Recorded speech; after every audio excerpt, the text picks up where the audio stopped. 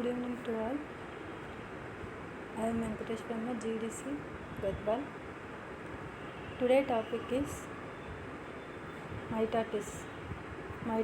mitosis. ఈరోజు topic మనము సమ విభజన. సాధారణంగా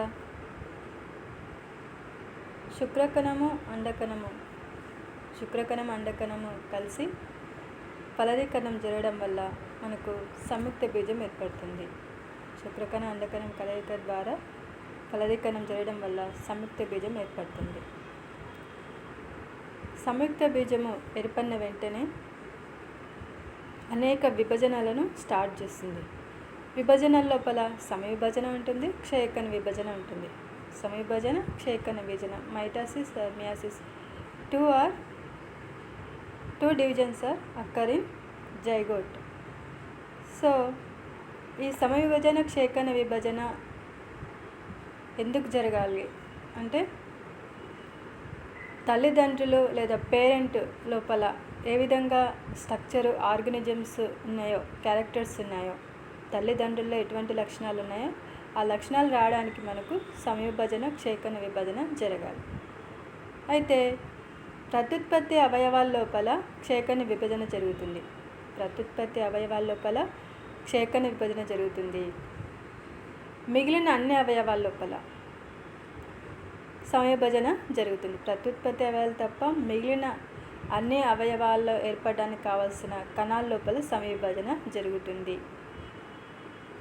స్కెల్టాన్ సిస్టమ్ కావచ్చు, నెక్స్ట్ డైజెస్టివ్ సిస్టమ్ కావచ్చు, నర్వస్ సిస్టమ్ కావచ్చు, మజిల్ సిస్టమ్ కావచ్చు, ఏదైనా సరే, కండర వ్యవస్థ, నాడీ వ్యవస్థ, జీర్ణ వ్యవస్థ, చర్మము, ఇవన్నీ, వెంట్రుకలు, ఇవన్నీ ఏర్పడడానికి తల్లిదండ్రులు ఎటువంటి నిర్మాణం ఉందో ఆ నిర్మాణం ఏర్పడడానికి ప్రత్యుత్పత్తి అవయవాలు తప్ప మిగిలిన అవయవాల లోపల మనకు సమవిభజన అనేది జరుగుతుంది. అయితే ఈ సమవిభజన జరగడం వల్ల కణాల సంఖ్య పెరిగి కణజాలం ఏర్పడి పిండానికి కావాల్సిన అవయవాలు ఏర్పడతాయి. పిండానికి కావాల్సిన అవయవాలు, మనకి అన్ని అవయవాలు, తల్లిదండ్రుల లోపల ఎటువంటి అవయవాలు ఉంటాయి అన్ని అవయవాల లోపల, ప్రత్యుత్పత్తి అవయవాల లోపల క్షయకణ విభజన, మిగిలిన అన్ని అవయవాల ఆర్గన్ సిస్టమ్ లోపల సమవిభజన జరుగుతుంది. కాబట్టి ఎటువంటి సమవిభజన? Mitosis, a type of cell division that results in two daughter cells each having the same number and kind of chromosomes as the parent nucleus, typical of ordinary tissue growth. కాబట్టి మనం ఏమనుకున్నాం, mitosis లేదా సమవిభజన అంటే తల్లిదండ్రుల లోపల ఎటువంటి లక్షణాలు ఉంటాయో అటువంటి లక్షణాలు ఎంబ్రియో లేదా పిండం లోపల ఉండాలి. తల్లిదండ్రుల లోపల 2 కణాలు ఉంటే పిండ కణం లోపల కూడా 2 కణాలు. అదేవిధంగా ఈ సమవిభజన ఎందుకంటే కణజాలం ఏర్పడడానికి, మనం చెప్పుకున్నట్టుగా కణజాల వ్యవస్థ, అవయవ వ్యవస్థ ఏర్పడడానికి సమవిభజన అనేది ఉపయోగపడుతుంది. టిష్యూ గ్రోత్ కావడానికి, కణజాలం పెరగడానికి ఈ సమవిభజన అనేది ఉపయోగపడుతుంది. నెక్స్ట్ సమవిభజనలో మనకు 4 దశలు ఉంటాయి. Prophase, metaphase, anaphase, telophase. ప్రథమ దశ, మధ్య దశ, చలన దశ, అంత్యదశ. ప్రథమ దశ, మధ్య దశ, చలన దశ, అంత్యదశ.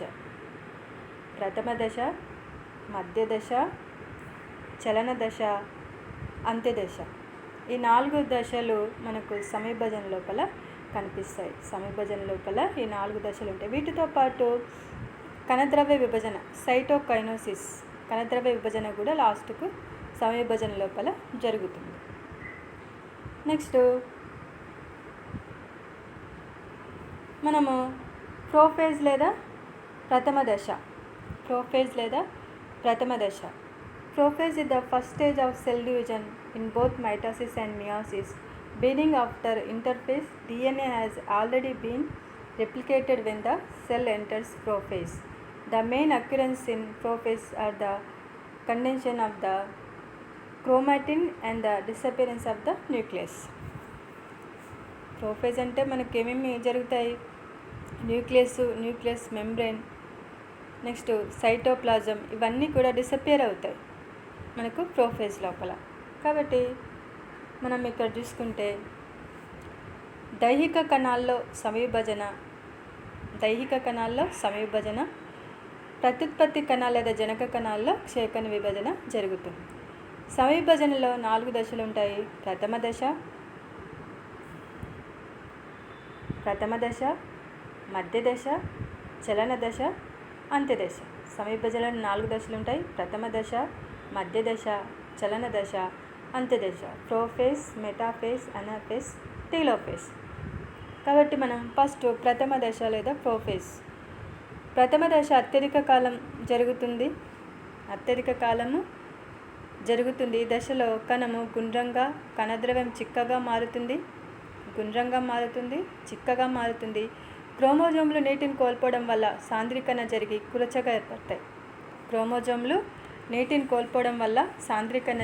కురచగా మారుతుంది. మొట్టమొదట చుట్టలు చుట్టుకొని ఉంటాయి. క్రోమోజోమ్లు అనేటివి చుట్టలు చుట్టుకొని ఉంటాయి. కాబట్టి ప్రతి క్రోమోజోము సన్నని దారపోగులాగా కనిపిస్తాయి.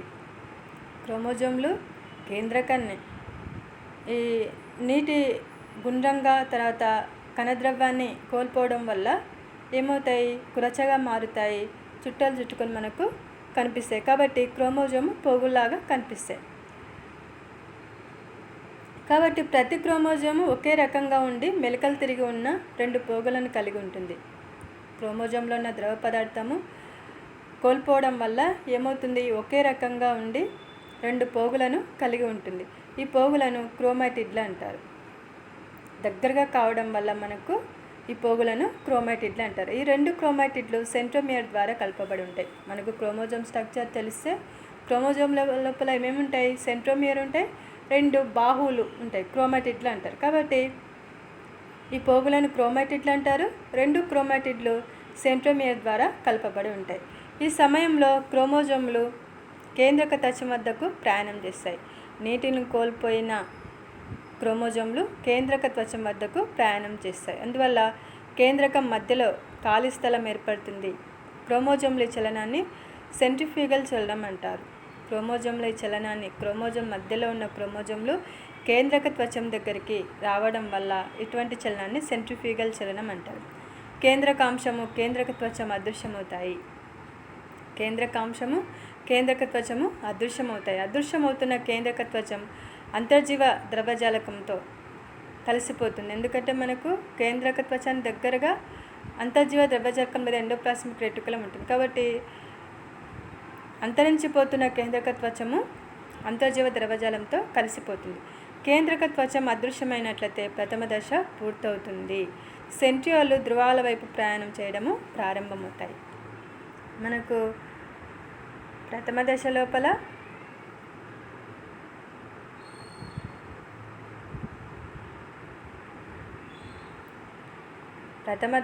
ప్రోఫేజ్ లేదా ప్రథమ దశ లోపల ఏమేమి చూస్తాము?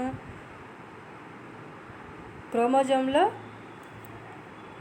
కణము గుండ్రంగా అవుతుంది. తర్వాత క్రోమోజోమ్లు నీటిని కోల్పోయి కురచగా మారుతాయి అంటే దారపోగులాగా మారుతాయి. నెక్స్ట్ సెంట్రోమియర్ని కలిగి ఉంటాయి. వీటిని క్రోమాటిడ్లు అంటారు. కురచగా మారిన నిర్మాణాలను క్రోమాటిడ్లు అంటారు. క్రోమాటిడ్లు సెంట్రోమియర్ దగ్గర కలిసి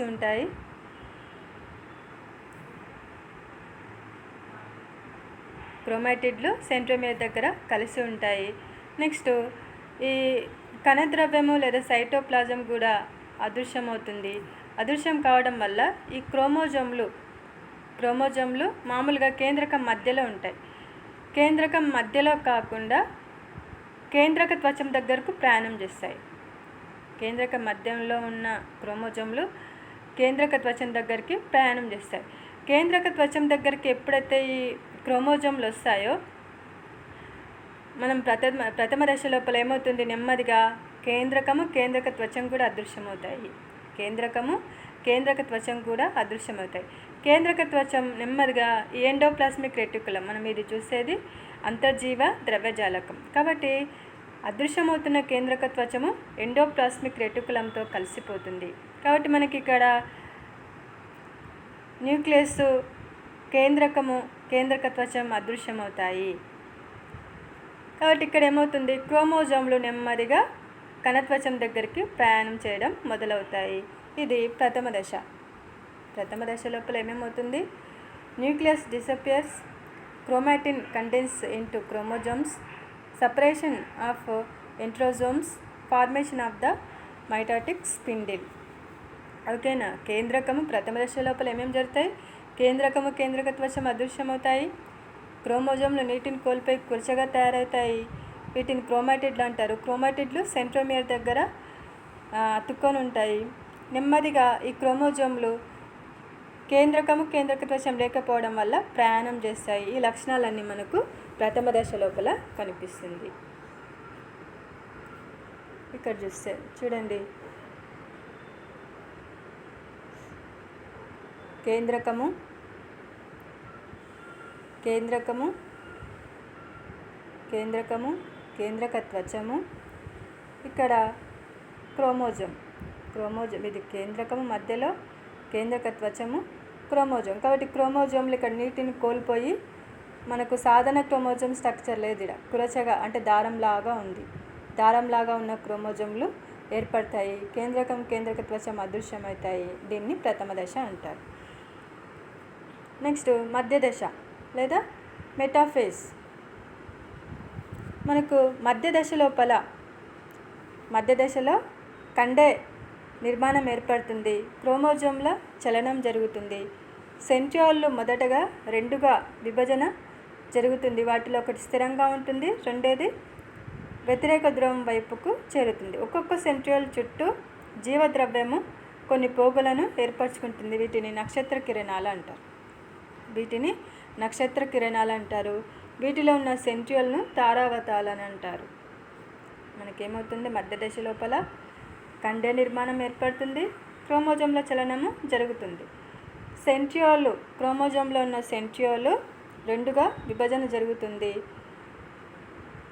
నెక్స్ట్ ఒక్కొక్క సెంట్రియోల్ చుట్టూ జీవద్రవ్యం కొన్ని పోగులను ఏర్పరుస్తుంది. వీటిని నక్షత్ర కిరణాలు అంటారు.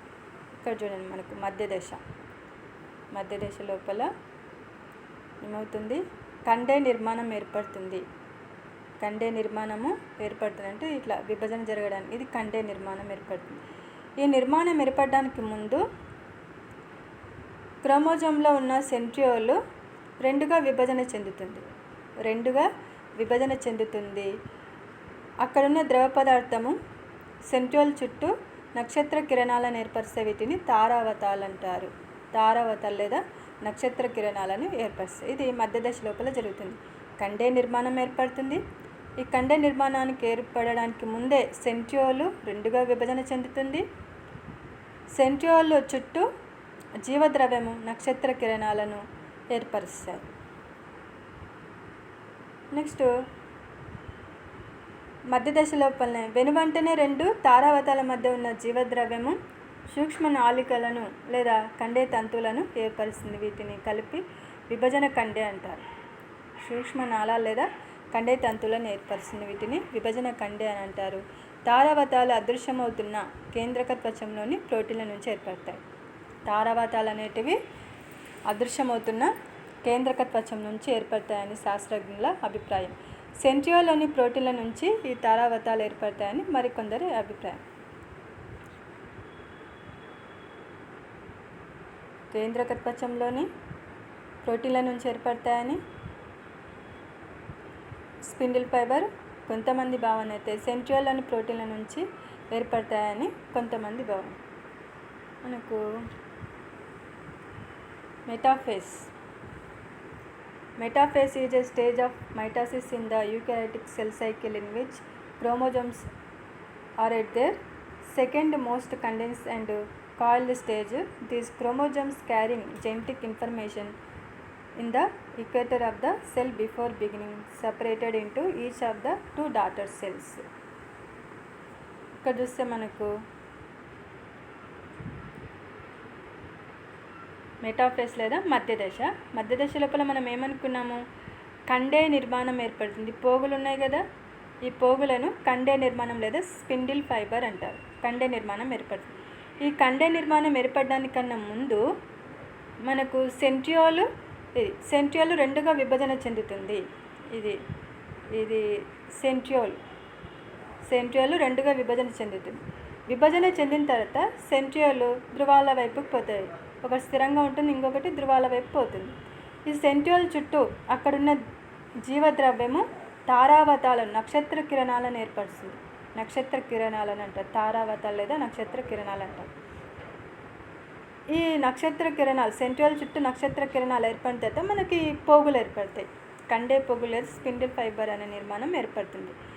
ఇవి ఏర్పడడం వల్ల క్రోమోజోమ్లు ఇక్కడ వాటికి అతుక్కొని మనకు విభజన జరగడానికి అవకాశం ఏర్పడుతుంది. విభజన జరిగి చలనం చెందడానికి, క్రోమోజోమ్లు చలించడానికి ఈ కండే నిర్మాణము లేదా స్పిండిల్ ఫైబర్ అనేది ఉపయోగపడుతుంది. ఈ స్పిండిల్ ఫైబర్, కండే నిర్మాణము, సెంట్రియోళ్ళు ఇవన్నీ మనకు మధ్య దశలో ఏర్పడతాయి. అయితే శాస్త్రవేత్తల అభిప్రాయం ప్రకారం ఈ తారావతాలు అనేటివి సెంట్రియోల్ ఉన్న ప్రోటీన్ల వల్ల ఏర్పడతాయని కొందరు అభిప్రాయం అయితే, కేంద్రక త్వచంలో ఉన్న ప్రోటీన్ల వల్ల ఏర్పడతాయి అని కొందరు అభిప్రాయం.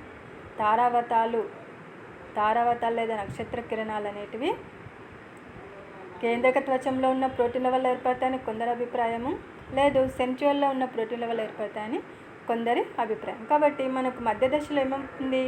కండే నిర్మాణం ఏర్పడుతుంది. సెంట్రియోల్ చుట్టూ నక్షత్ర కిరణాలు ఏర్పడతాయి.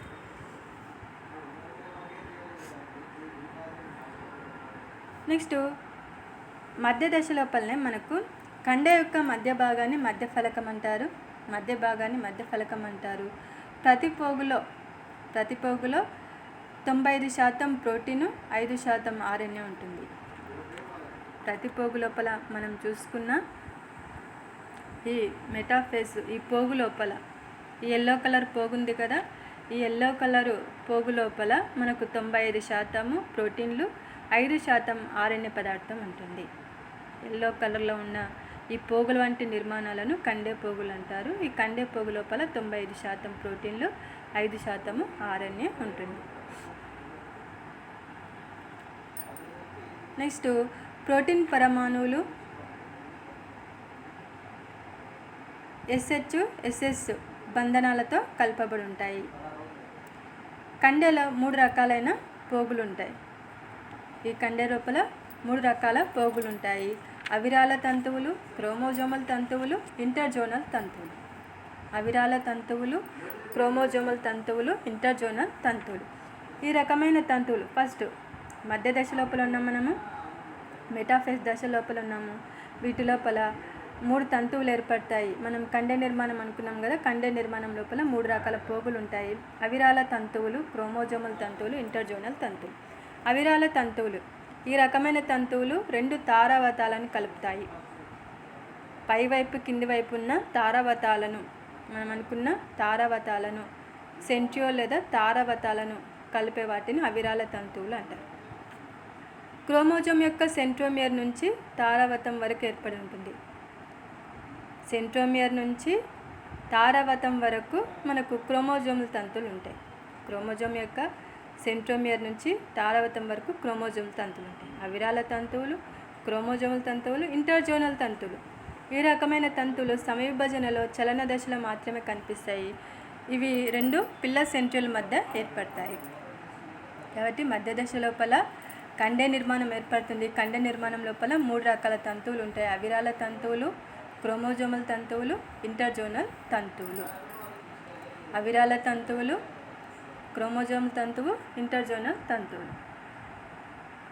ఇక్కడ చూస్తే మనకు కండే నిర్మాణం ఏర్పడింది కదా, ఈ పచ్చ కలర్లో ఉన్న, ఎల్లో కలర్లో ఉన్న వాటిని కండే తంతువులు లేదా స్పిండిల్ ఫైబర్ అంటారు. వీటి లోపల 3 రకాల తంతువులు ఉంటాయి. అవిరాల తంతువులు, క్రోమోజోమల్ తంతువులు, ఇంటర్జోనల్ తంతువులు. అవిరాల తంతువులు అంటే సెంట్రియోల్ను కలిపేదాన్ని అవిరాల తంతువులు అంటారు. క్రోమోజోల్ తంతువులు, క్రోమోజోమ్ యొక్క సెంట్రోమియర్ నుంచి సెంట్రియోల్ వరకు విస్తరించిన దాన్ని క్రోమోజోమల్ తంతువులు అంటారు. ఇంటర్జోనల్ తంతువులు, ఇవి 2 పిల్ల సెంట్రియోల్ను కలపడానికి ఉపయోగపడే వాటిని ఇంటర్జోనల్ తంతువులు అంటారు. ఇంటర్జోనల్ తంతువులు చలన దశ లోపల ఏర్పడతాయి. నెక్స్ట్ మనకు చలన దశ లేదా అనాఫేజ్. చలన దశ లేదా అనాఫేజ్. చలన దశలో రెండు ముఖ్యమైన చర్యలు జరుగుతాయి. సెంట్రోమియర్ విభజన, ధ్రువాల వైపు క్రోమాటిడ్ల చలనం. సెంట్రోమియర్ విభజన, క్రోమోజోమ్ మధ్యలో ఉన్న సెంట్రోమియర్ విభజన, ధ్రువాల వైపుకు అంటే పై వైపు కింది వైపుకు ధ్రువాల వైపుకు క్రోమాటిడ్ల చలనం. ప్రతి క్రోమోజోమ్ యొక్క సెంట్రోమియరు రెండుగా విభజన జరుగుతుంది. అందువల్ల ప్రతి క్రోమాటిడు ఒక క్రోమోజోమ్ లాగా పనిచేస్తుంది. సెంట్రోమియర్ రెండుగా విభజన చెందుతుంది. ఈ సెంట్రోమియర్ వైపులా ఉన్న క్రోమాటిడ్లు ఒక క్రోమోజోమ్ లాగా పనిచేసే ఈ సమయంలో రెండు సెంట్రోమియర్ల మధ్యలో ఇంటర్జోనల్ పోగులు ఏర్పడతాయి. ఆ తర్వాత క్రోమాటిడ్లు ధ్రువాల వైపు ప్రయాణం చేయడం మొదలవుతుంది. ప్రతి సెంట్రోమియర్ విభజన చెందడం వల్ల రెండు ధ్రువాలకు చేరిన క్రోమాటిడ్ల సంఖ్య సమానంగా ఉంటుంది. మనకు చలన దశ లేదా anaphase. Anaphase is the stage of mitosis after the process of metaphase, when replicated chromosomes are split and the newly copied chromosomes are moved to opposite poles. ధ్రువాల వైపుకు చలిస్తాయి. Opposite poles of the cell. చూడండి, anaphase లేదా చలన దశ. మనం చలన దశ లోపల ఏమనుకున్నాము? సెంట్రోమియర్ రెండుగా విభజన చెందుతుంది. ఇక్కడ చూడండి, ఒక క్రోమోజోము రెండుగా విభజన చెందింది. ఓకేనా? మనం మధ్య దశలో ఏమేమి ఏర్పడింది అనుకున్నాము? కండే తంతు లేదా స్పిన్డిల్ ఫైబర్ ఏర్పడింది. ఈ పచ్చ పోగులన్నీ కూడా కండే తంతు స్పిన్డిల్ ఫైబర్ ఏర్పడడం వల్ల, ఈ కండే నిర్మాణం ఏర్పడడం వల్ల వాటి కత్తుకున్న ఆ పోగుల కత్తుకున్న క్రోమోజోమ్ మధ్య భాగంలో ఉన్న సెంట్రోమియరు రెండుగా విభజన చెందుతుంది. చలన దశ లోపల రెండుగా విభజన చెందడం వల్ల సగం క్రోమోజోమ్ ఒకవైపు అంటే ధ్రువం వైపు, సగం క్రోమోజోము ఒకవైపు, సగం క్రోమోజోమ్ కింది వైపు, సగం క్రోమోజోమ్ పై వైపు, సగం క్రోమోజోమ్ కింది వైపు. అయితే ఏమవుతుంది? సెంట్రోమియరు విభజన చెందడం వల్ల బాహువులు, మనకు క్రోమోజోమ్ లోపల క్రోమాటిడ్లు లేదా బాహువులు ఉంటాయి కదా, అది ఒక క్రోమోజోమ్ లాగా ప్రవర్తించి సెంట్రోమియర్ని పూర్తిగా ఏర్పరచుకొని పూర్తి నిర్మాణాన్ని ఏర్పరచుకుంటుంది. చలన దశ లోపల పూర్తి నిర్మాణాన్ని ఏర్పరచుకుంటుంది. ఈ విధంగా సెంట్రోమియర్ రెండుగా విభజన చెందడం వల్ల క్రోమాటిడ్లు ఒక క్రోమోజోమ్ లాగా ప్రవర్తించడం వల్ల నెక్స్ట్ వీటి మధ్య ఇంటర్జోనల్ తంతువులు, ఈ సగం క్రోమోజోమ్ మధ్య భాగం లోపల ఇంటర్జోనల్ తంతువులు ఏర్పడి ధ్రువాల వైపుకు చలిస్తాయి. అంటే పై భాగం వైపు, కింది భాగం వైపు, పోలార్ రీజన్స్ లేదా ధ్రువాల వైపుకు చలిస్తాయి. ఈ ధ్రువాల వైపుకు చలించడానికి మనకి ఇంటర్జోనల్ పోగులు అనేటివి ఉపయోగపడతాయి. కాబట్టి అనాఫేజ్లో ఏం చూస్తున్నాం? Chromosomes break at centromere. Centromere మధ్య భాగంలో విభజన చెందడం వల్ల క్రోమాటిడ్ ఒక క్రోమోజోమ్ లాగా ప్రవర్తించి ధ్రువాల వైపుకు చేరుతాయి. కాబట్టి వీటిని మనం ఏమంటారు? సిస్టర్ క్రోమాటిడ్స్ అంటారు.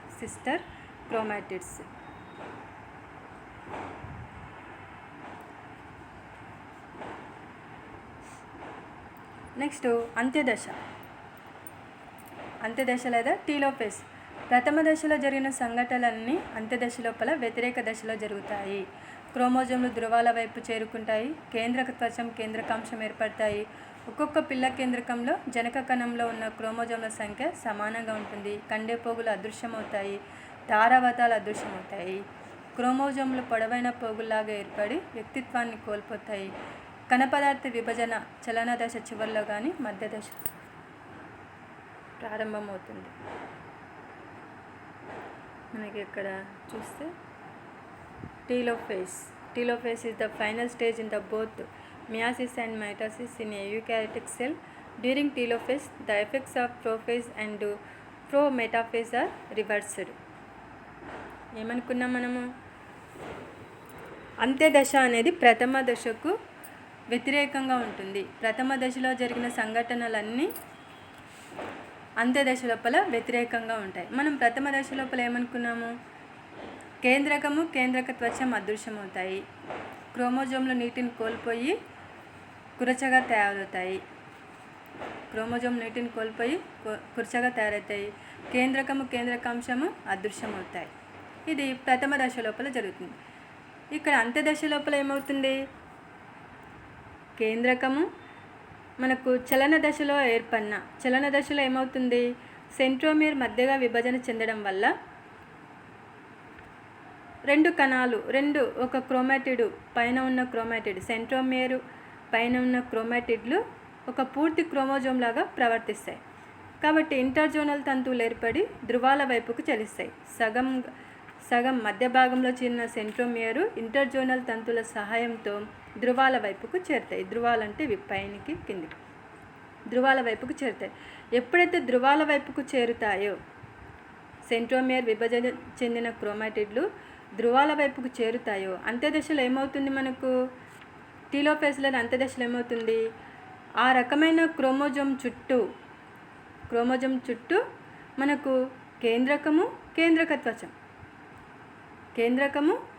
కేంద్రక త్వచము ఏర్పడతాయి. సెంట్రోమియర్ మధ్యలో విభజన చెందిన క్రోమాటిడ్లు ధృవాల వైపు చలిస్తే చలన దశ లోపల, అంత్యదశలో ఏమవుతుంది? ఆ ధృవాల వైపు చలించిన క్రోమాటిడ్ల చుట్టూ కేంద్రక త్వచాన్ని ఏర్పరచుకుంటాయి. అదేవిధంగా తారావతాలు అదృశ్యమవుతాయి. సెంట్రియోళ్ళు తారావతాలు అదృశ్యమవుతాయి. అదేవిధంగా కండే తంతువులు, ఇంటర్జోనల్ తంతువులు, కండే నిర్మాణం కూడా అదృశ్యమవుతాయి. అందుకే మనకి ఇక్కడ కనిపిస్తే 11 సెంట్రియోళ్ళు అదృశ్యమవుతాయి, తారావతాలు అదృశ్యమవుతాయి, కండే తంతువు నిర్మాణం కూడా అదృశ్యమవుతాయి. మనం ఇక్కడ చూడలేదు. ఈ డయాగ్రామ్ లోపల మనకు పోగుల వంటి నిర్మాణాలు చూపిస్తలేం. కాబట్టి కండే తంతువు అదృశ్యమవుతుంది, సెంట్రియోల్ అదృశ్యమవుతుంది, తారావతాలు అదృశ్యమవుతాయి, కేంద్రక త్వచాన్ని ఏర్పరచుకుంటాయి. ఇక్కడ ఏమవుతుంది? New nucleus envelope forms, chromosomes upload back into chromatin, cell continue the ఎన్గ్లాట్.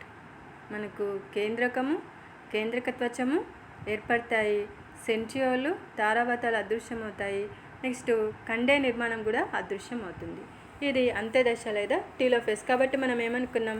ప్రథమ దశలో జరిగిన సంఘటనలన్నీ ఇక్కడ వ్యతిరేక దిశలో జరుగుతాయి.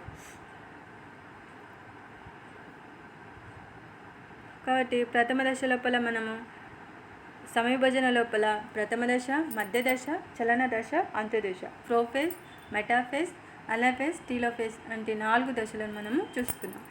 ఇవి జరిగిన తర్వాత మనకు కణపదార్థ విభజన లేదా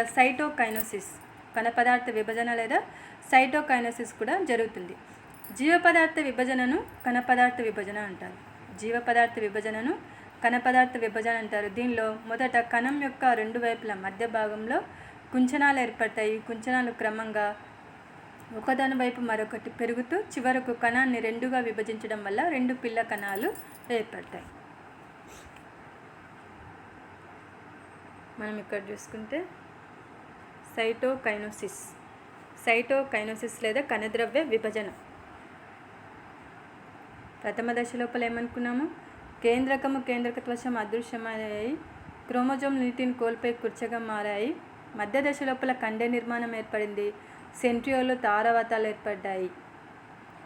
నెక్స్ట్ చలన దశ లోపల క్రోమోజోమ్ మధ్య భాగంలో ఉన్న సెంట్రోమియర్ విభజన చెంది క్రోమాటిడ్ ఒక క్రోమోజోమ్ లాగా ప్రవర్తించడం వల్ల అవి ఇంటర్జోనల్ తంతువులు, కండే నిర్మాణంలో ఉండే ఇంటర్జోనల్ తంతువుల ద్వారా ధృవాల వైపుకు చలిస్తాయి.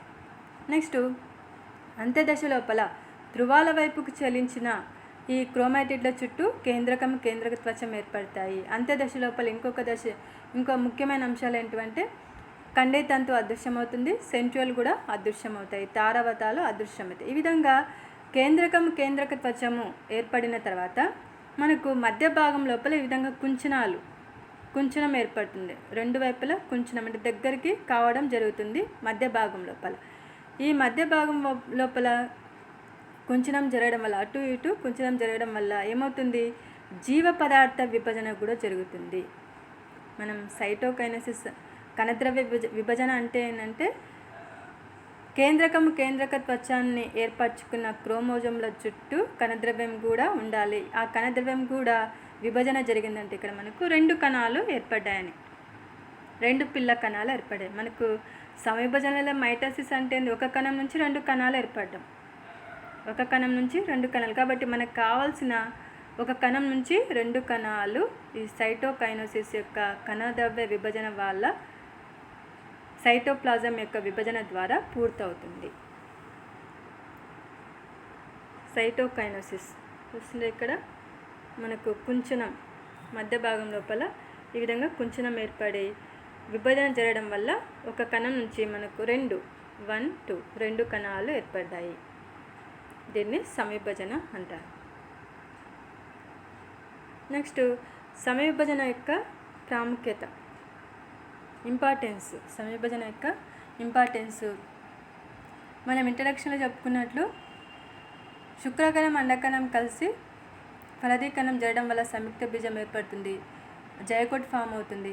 సంయుక్త బీజం వెంటనే విభజనలు జరుపుకుంటుంది. విభజన లోపల మైటాసిస్ ఉంటుంది, మియాసిస్ ఉంటుంది, సమవిభజన ఉంటుంది, క్షయకణ విభజన ఉంటుంది. సమవిభజన ఎందుకు జరుగుతుంది, అన్ని భాగాలు ప్రత్యుత్పత్తి అవయవాలు తప్ప అన్ని వ్యవస్థలు, జీర్ణ వ్యవస్థ, శ్వాస వ్యవస్థ, విసర్జక వ్యవస్థ, అస్థిపంజర వ్యవస్థ, కండర వ్యవస్థ, నాడీ వ్యవస్థ, చర్మము, తర్వాత జ్ఞానేంద్రియాలు, సెన్స్ ఆర్గన్స్, ఇవన్నీ ఏర్పడడానికి మనకు సమవిభజన అవసరము పిండ దశ లోపల.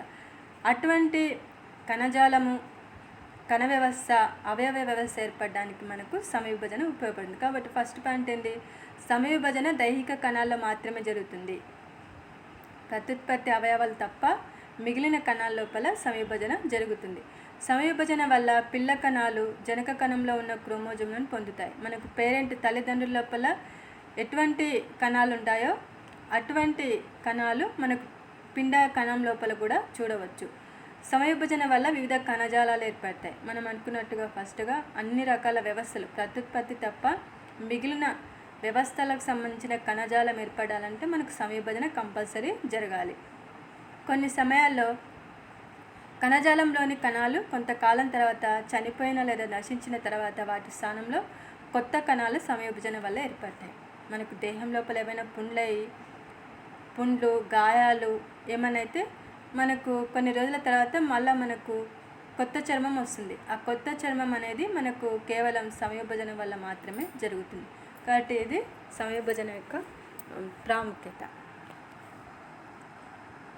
Thank you.